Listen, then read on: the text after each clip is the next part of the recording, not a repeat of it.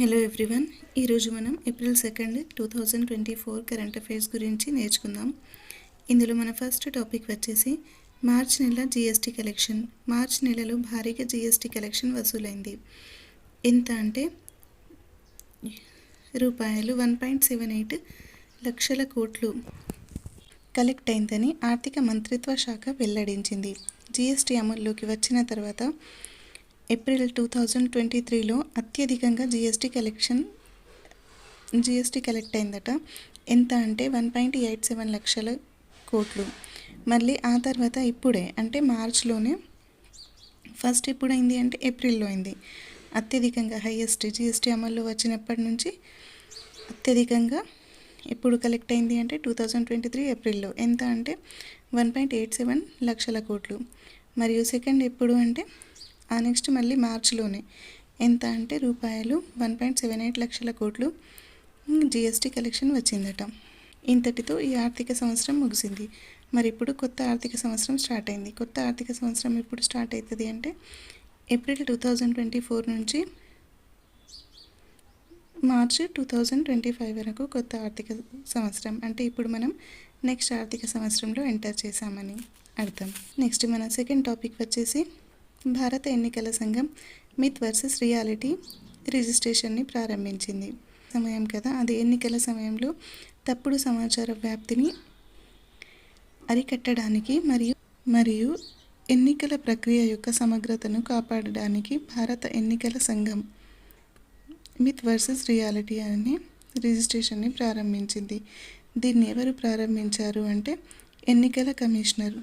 ఎవరు ఎన్నికల కమిషనర్ అంటే రాజీవ్ కుమార్.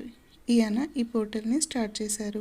నెక్స్ట్ మన థర్డ్ టాపిక్ వచ్చేసి WHO వరల్డ్ హెల్త్ ఆర్గనైజేషన్ అభివృద్ధి చెందుతున్న కరోనా వైరస్ను పర్యవేక్షించడానికి కోవినెట్ అనే గ్లోబల్ ల్యాబొరేటరీని ప్రారంభించింది. కోవినెట్ అంటే కరోనా వైరస్ నెట్వర్క్. ఇది కోవిడ్ పైన అప్డేట్స్ ఇస్తుందన్నట్టు. మనకు ఇది వేరియంట్స్ ఎలా కోవిడ్ వేరియంట్స్ గురించి అప్డేట్స్ ఇస్తుంది. ఇప్పుడు భయపడుతున్నాం, ప్రపంచమంతా కోవిడ్తో భయపడుతుంది కదా, అది డిఫరెంట్ వేరియంట్స్లో వస్తుంది కదా. సో దానిపైన ఎక్స్పెరిమెంట్స్ చేసి అప్డేట్స్ ఇస్తుంది అన్నట్టు. A network of laboratory to monitor emerging corona virus.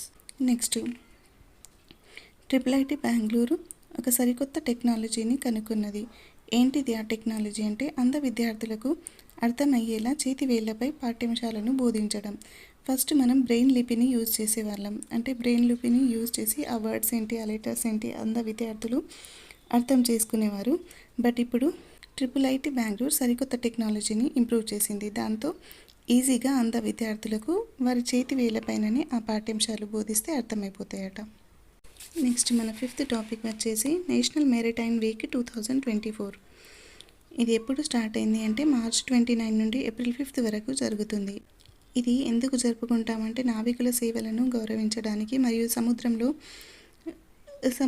మనం సాధించిన ఏవైతే ఇంపార్టెంట్ ఘట్టాలు ఉంటాయో వాటిని గుర్తుకు తెచ్చుకొని భారతదేశం సముద్రం పైన సాధించిన మరియు గర్వించదగిన ఏమైనా ఘట్టాలు ఉంటే దానిని రిమెంబర్ చేయడానికి ఈ నేషనల్ మ్యారిటైమ్ వీక్ని సెలబ్రేట్ చేసుకుంటాం. సో ఈ ఇయర్ థీమ్ వచ్చేసి 2024 నేషనల్ మ్యారిటైమ్ వీక్ థీమ్ వచ్చేసి sustainable shipping opportunities and challenges. Next మన సిక్స్త్ టాపిక్ వచ్చేసి రిపబ్లిక్ ఆఫ్ కాంగో దేశానికి మొదటి మహిళా ప్రధానమంత్రిగా జుడిత్ సుమిన్వా తులుకాను ఆ దేశ అధ్యక్షుడు ఫెలిక్స్ షిసెకెడి నియమించారు.